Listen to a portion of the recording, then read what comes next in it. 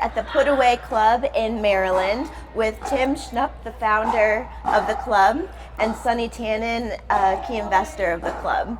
So we're super excited to be here. Thank you for having us. Absolutely. Thank you guys for coming. Us down. Absolutely. It's a beautiful facility. Absolutely gorgeous facility. Great. So how many courts do you have here? So we have 7 indoor courts. We were planning on doing some outdoor, but we decided against that. We feel like our model is really built on indoor play.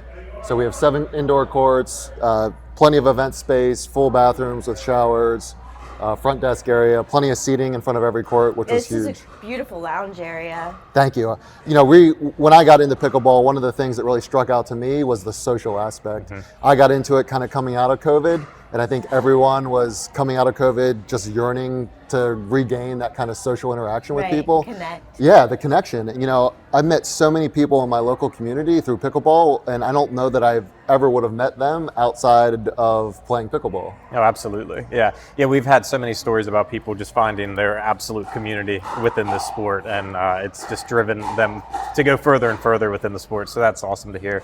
Yep. And it's such a common thread. It's something that I don't see in a lot of other communities, a lot of other athletic communities as much. So it's a unique aspect. It is. I mean, you know, we have 2 kids, and really our network are people that have kids that are similar ages to ours, and that's kind of it. We work and we take care of the kids, but I feel like pickleball has opened that door to other areas of the social network in your area, and it's so cool to meet other people in your community. At least in this area, it's also cool for me to meet other small business owners and hear their stories and to hear what businesses they're running and how they relate to running a pickleball facility. So that, for me, that's really interesting as well. Oh, I'm sure. Yeah. So from our travels that we've done, we've gone to a few different clubs across. Well, I shouldn't say a few. We've gone to a lot of clubs now across the U.S. at this point, which has been an amazing opportunity that I don't think either of us thought we were going to have starting the podcast. And what's been really unique to see is what the forward thinking is when the club is being built. We've seen some beautiful clubs as far as high competitive play go that are, you can tell, designated for high competitive play. That's what everyone is there for. And nothing wrong with that. That's excellent. And then you see other clubs that they've definitely taken that social aspect into it. And the whole floor plan is designed around the social aspect. Mm-hmm. And you really see how much that community involvement goes and how they tie in to the local community through different aspects of what they're doing, which is amazing to see. Yeah, I think that was something that we were very cognizant of. I saw that this industry was going to be huge, and with that, there was going to be a lot of competition in the future. And while we were first to market really in this area, we knew that there were going to be other facilities that were going to open in the future. And we took a very forward-thinking approach to say, hey, how are we not only going to stand out now, but how are we going to stand out when, you know, there's a pickle rage 5 minutes up the street? Mm-hmm. So a lot of that took a lot of planning, because when you construct the building, once it's done, it's really hard to go back and do things over again. Right. You know, one of the things we're talking about now is we're running a promotion where we're going to try to see how many balls are in the courts. And someone was like, oh, we'll get a scissor lift in here and see how many balls are in some of these sound baffles. Well, you know, once the courts are done, you can't drive over the courts with a scissor lift. So you kind of got to plan and really think about what changes you do or don't want to make in the future. You know, we made the conscious decision to invest in drywall and finished spaces with carpet. We installed court-specific professional lighting ahead of time. We didn't want to have to go back and change the lighting. We put all these sound baffles in, knowing that we wanted people to stay here after they play and have events and socialize with their friends, meet new players. One of the things that I did when we started building out the facility is I went around to the few local establishments that were already existing, and I kind of experienced them and wanted to change a lot of the things here that I didn't necessarily enjoy being at other facilities. Like, I'm sure you guys have been to a lot of indoor facilities that are loud. Oh, and absolutely. It's like, you go there to play, you can't even hear people shouting the score across the court. Oh, yeah. And as soon as you're done, you just want to go outside to finish your conversation. I wanted people inside the facility, not outside the facility. Yeah, no, that's such an amazing aspect, just down to that minute level, because you know, people might not think about that opening a club. I mean, because obviously you're the court surface, how many courts you're able to fit in there, the social, but to have the cognizance to showcase that you're down to the minute detail. The sound is important. I noticed you have a lot of padding around the courts. That's so important to prevent injury. And the colors behind the court so that you can see the ball. There's so much detail that you can see was well thought out. Yeah, you know what? I was lucky in the sense that we have a group of investors, and all of the investors were avid pickleball players, and a lot of them, including Sonny. Sonny's idea actually was to paint the walls behind the courts a darker contrasting color so you could track the ball. Right. You know, me being a much less experienced player at the time, I would have never thought of that. You know, Sonny also helped figure out the fences, the fence height, the gaps in between, putting the pads behind, because when we first opened, people were running through the drywall. You know, everyone started off very cautious. You know, they didn't really want to run into the wall, Right. and then all of a sudden, people were just using the wall as a backstop and running right through it. So. That is one of our main criteria when we look at events or different pickleball spaces to see if we can bounce off the wall. We went to, because our home court, our outdoor home courts have a very springy fence to them, so we got very used to that, and we did play at a certain location that. Like fresh cuts from last week and all that. Yeah, that's But, like, from singles, not at our home court. There was no no padding. Yeah, there was no padding. I did win the point. It was a great get. I didn't get it on camera. She hit a great shot. It should have been a putaway. I almost hit a tweener for a winner. It was great. Yeah. But we went to a location, and I completely forgot that their back wall was just cement. It was, and went to get a ball, thinking I'm back at home court, and turn, smack. Boom! He almost passed. Wind taken out of me. Oh, wow. The hardest hit I've taken in was- probably since snowboard. Like it's a was snowboarding fall. You know, It was I was like, bad. ooh, this is, you know. But just to have all those aspects thought through is very, very nice to see. And then even just the fact that, you know, I'll get some B-roll of this, but you've even cut down where the ball can cross into the other courts.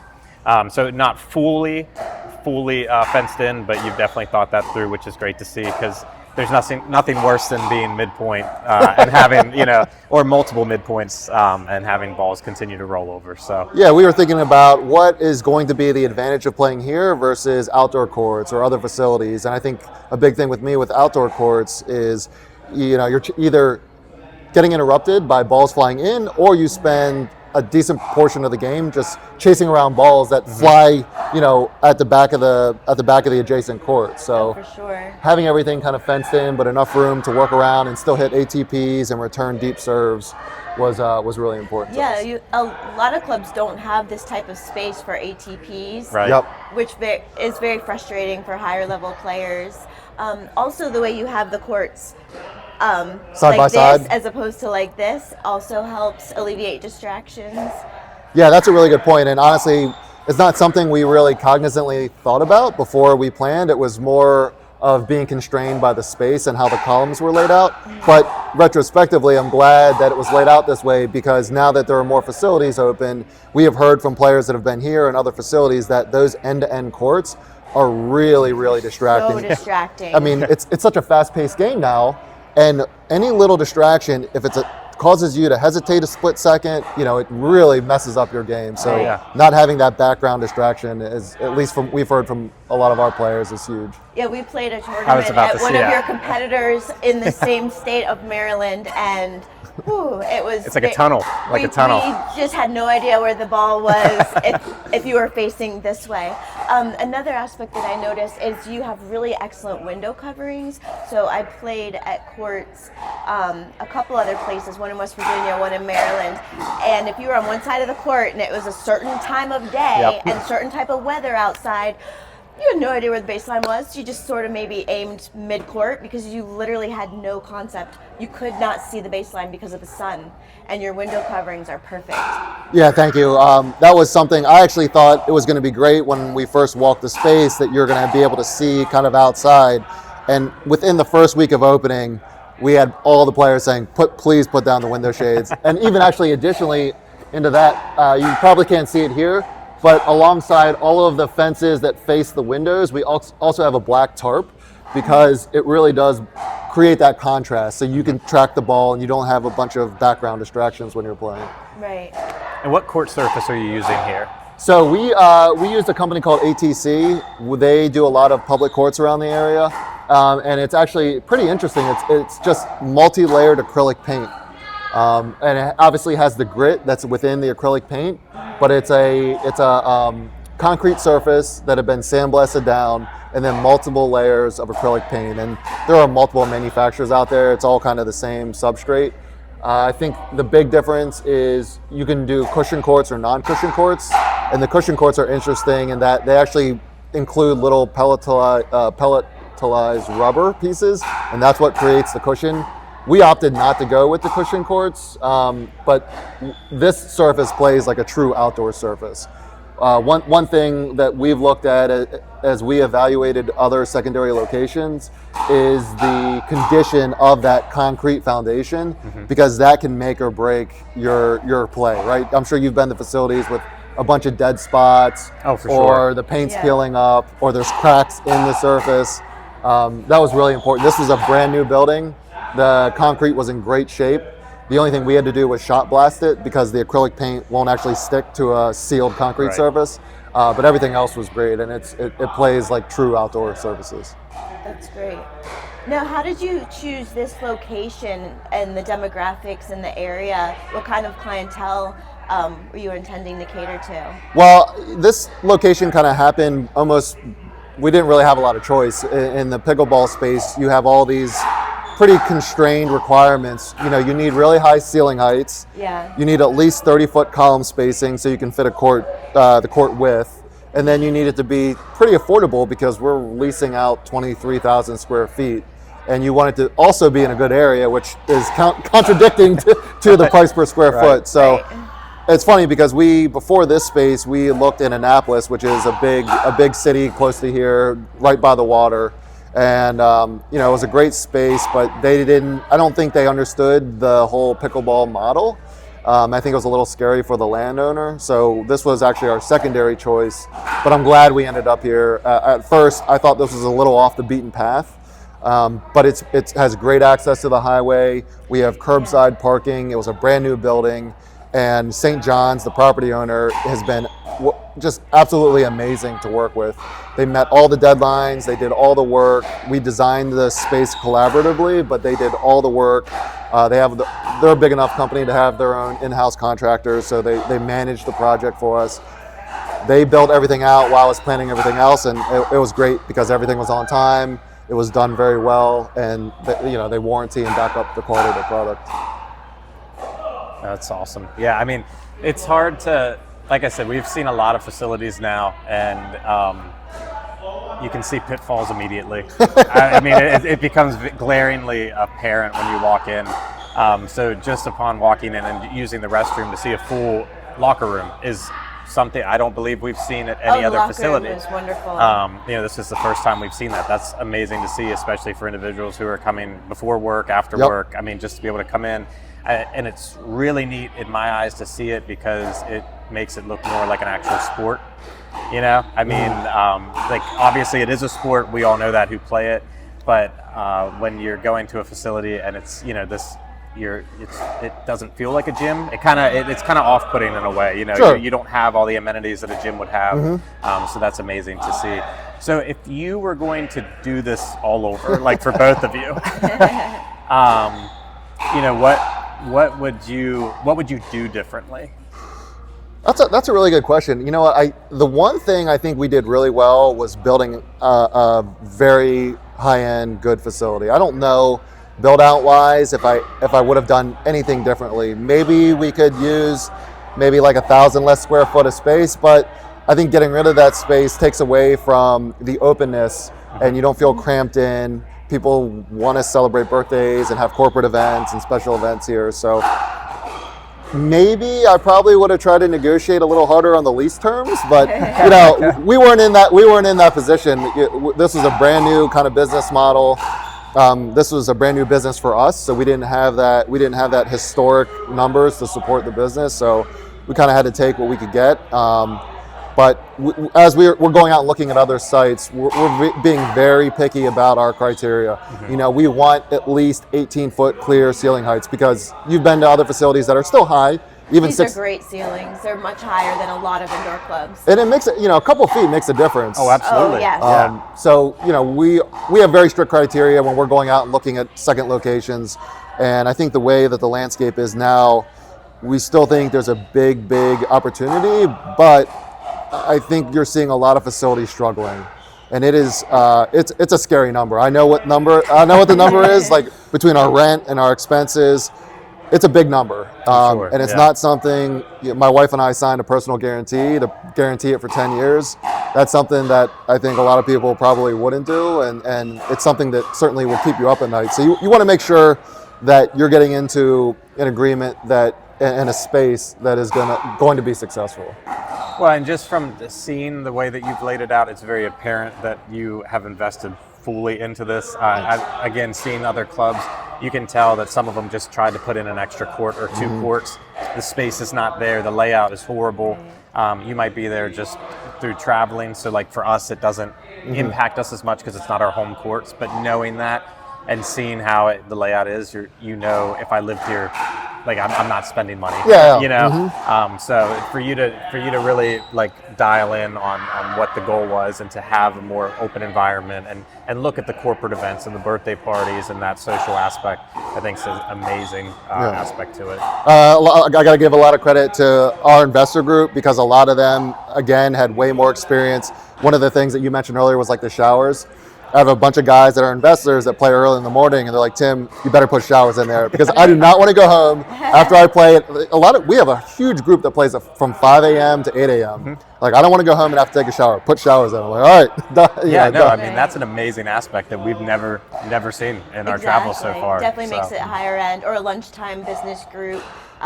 They can go back to work. Yeah, or even feeling like you don't have to run home. You can get one more game in before you go on to your next event. Yeah. How have you seen the corporate side working for you as far as like these corporate events and hosting different events along that line? It's been really great. That's where I kind of said maybe we could do with some less space, but I also think it would take away from that appeal of hosting a birthday party. I mean, we've held baby showers, corporate events, big tournaments, fundraising tournaments. I just had a member contact me this morning and say, hey, I want to have a birthday party for my wife this weekend. Can you fit us in? So it's cool to see that, and it's awesome to see because husbands and wives are playing, and you're seeing multi-generational families. I had a lady come in earlier this week, and it's a grandma who wants to have a birthday party for her kids and grandkids, and it's just awesome. It's you don't see too many sports where you have cross-generational engagement like that. Right. Yeah. And I imagine that could also be for the corporate events. Like you could have the 25-year-old and the 55-year-old who both work for the same company, and they can all participate together in the corporate team bonding, networking events. Yeah. That's another huge aspect. There aren't too many activities where you can have different generations compete like that, and we've held corporate events and tournament play and open plays for big corporations. The funniest one we did was for Hershey's company. After their big year is after Halloween. So they had all of their regional sales teams from the East Coast come down and participate in a tournament, and it was pretty fun. Those guys get loose after the Halloween season. It was a lot of fun. That's cool. So, question for you, Sonny. Yes. Oh, hold on, let me pass this over. So, obviously, we've already done your interview about the coaching side. Yep. So, how does that mindset shift when you go from? Because pickleball is obviously in your blood. So you're coaching, and then you go to an investment side with pickleball. So what mindset do you go into whenever you're kind of making that transition, and what are you taking from the coaching side and bringing over to that investment side? Yeah, well, first of all, I mean, I think I said it before, is you have to have top down to bottom down approach, and we're really lucky to have Tim as like the founder, because not only, and he didn't tell you what his prior life business was, but very successful in what he did, and I'll let him share it because it's actually a really cool story. But for me as an investor, knowing that the person that's leading the charge and knowing where their acumen was, knowing what their business mindset was, I mean, there's probably no paying attention to detail, better than Tim.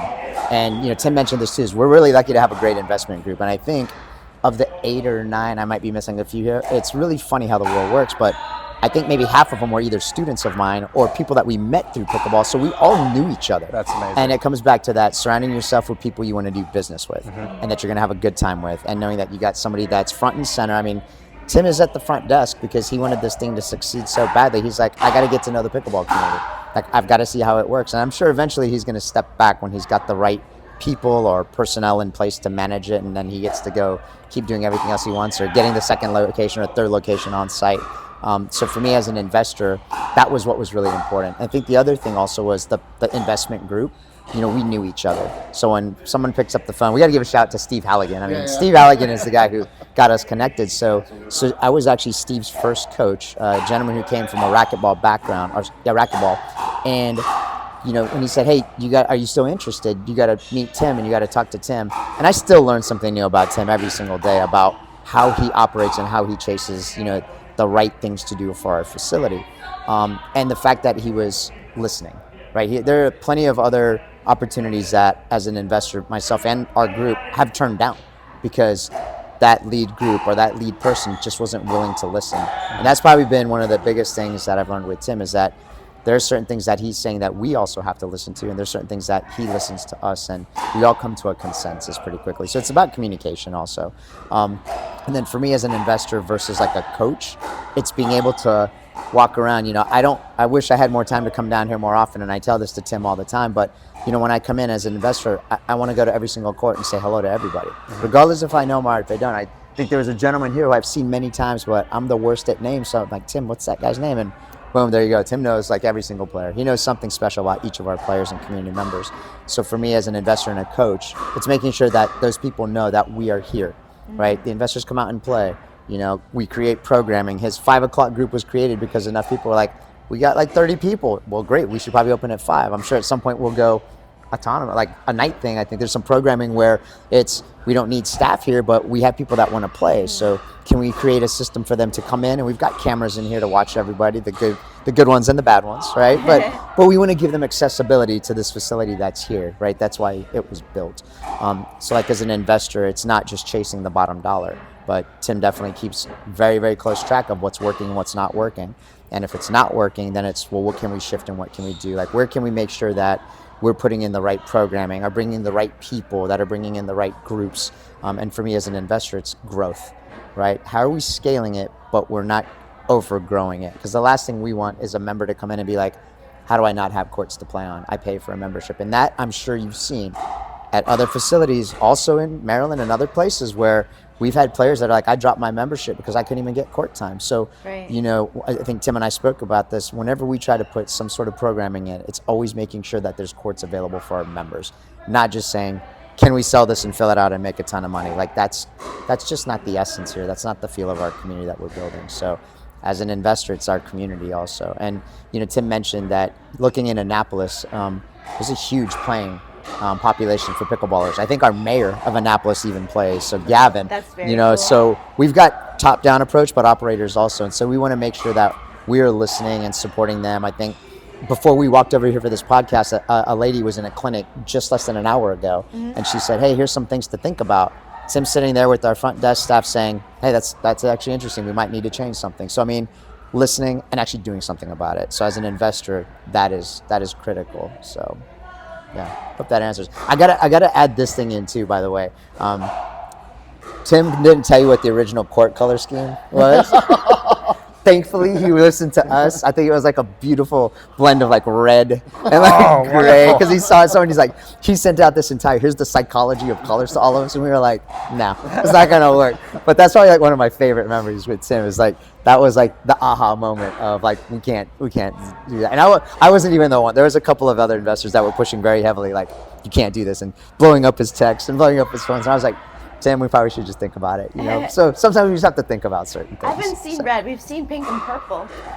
We haven't seen red. Yeah. And she makes fun of me because my eyesight's not near what it, I guess, should be. I'm partially colorblind too, so it really does make a huge impact. Like if I play like indoors, I quit playing on wooden floors in gyms because you use an orange ball with this floor that has a yellow hue. I lose it. I can't see it. You know, one thing I got to add, because you had asked if we could have done it differently, right? And I don't think it's about differently, but in hindsight, if a wish list was there, is it a church with a daycare? There's like a daycare nearby. Oh yeah. There's a daycare nearby. So there's a daycare nearby that makes it very difficult. Every county, every state, every city is different. It makes it very difficult because of our proximity to this daycare. They're not even that close, but some old bylaw or whatnot says if you're within a certain distance, you cannot get an approved liquor license. Okay. And so for us, that's always been a challenge. Now, that's not to say that there's other things you can do, right? That's a whole nother conversation we can have.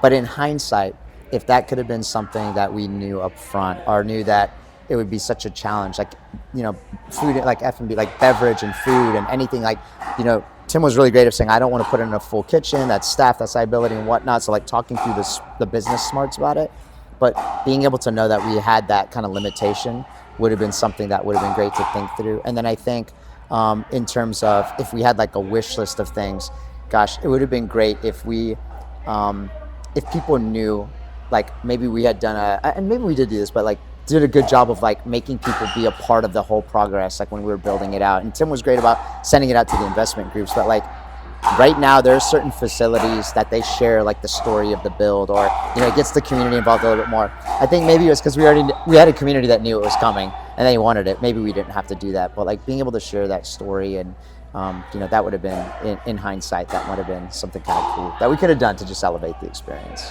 So. As far as the liquor license and the full kitchen aspect, we've seen clubs have food trucks, and we've also been to clubs with a BYO policy for their events, for their social events, and that gets around the issues of having a kitchen and all of the health regulations or a liquor license. Yeah, so that's one thing that we do. It's funny, in Anne Arundel County, when you get a liquor license, you can no longer do BYOB. So right now, not having a liquor license actually allows us to allow BYOB, and it's something that we do allow, and I think our members really enjoy. We have a big Friday night crowd that comes, and everyone's BYOB. It's very social, all mixed skill levels. We don't do a lot of mixed skill level programming, but this is one of them where it's really social, very light, not too competitive, but it's just to have a good time and relax on a Friday night. And then we can get, and we do get one-day liquor licenses. So whenever we host fundraising tournaments, a lot of times the fundraisers want to sell alcohol to generate revenue for whatever charity they're contributing to. And the county of Anne Arundel actually does allow us to get a one-day liquor license, so we can do sales. And they've been awesome to work with. It's super seamless to get a license. As long as you're applying through a nonprofit, they'll provide you with a one-day liquor license, so you can actually sell liquor for a day. Very nice. So now I have to ask, since you brought it up, what was your previous, what is the previous business? So I kind of a weird background. So I'm actually a pharmacist by trade. Okay.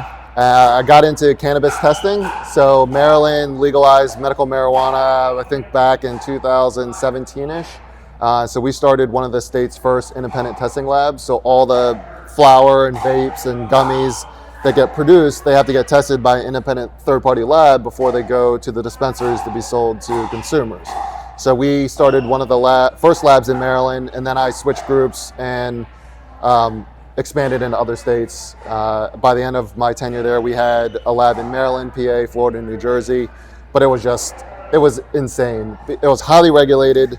We were growing through COVID. I never really expanded or operated a business like that, so I was learning a lot on the fly. With the company I started with, we had 3 employees and 1 location when I started, and after 3 years we had 4 locations, 60 plus employees. Wow.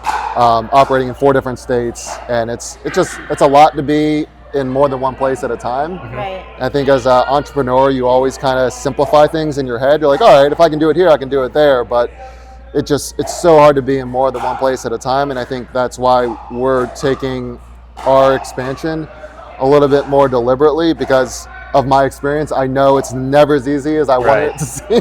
That's so true. And we want to uphold the kind of standard that we have here. We ask our customers all the time, what are we doing well? And hands down, it's always customer service. Our front desk team and our management team here are amazing. I mean, they know almost, I would say 99% of the people here that play on a first name basis. We know it makes a difference. It really does. It's not transactional, right? Right. It's not just a place to play. We really do have, and this people use this term a lot, but we really do have a community here where everyone knows everyone. Amazingly, we all pretty much get along and can play together. It's really, really cool to see. Really cool to see. That's awesome. So from pot to pickleball. Yeah, pot to pickleball, man. But, the episode's name. That's the episode's name. That is the title, From Pot to Pickleball. And no, that's an amazing story, and you have an amazing facility here, and we are very, we can't thank you enough for having us down here. Absolutely. And excited to see what you guys do with expansion and the next location, and what community you foster down here. Awesome. Thank you guys for the opportunity. Thanks for coming out, and I'm excited to get on court. Yeah, That's amazing. absolutely. Heck yeah. Thank you. Yeah.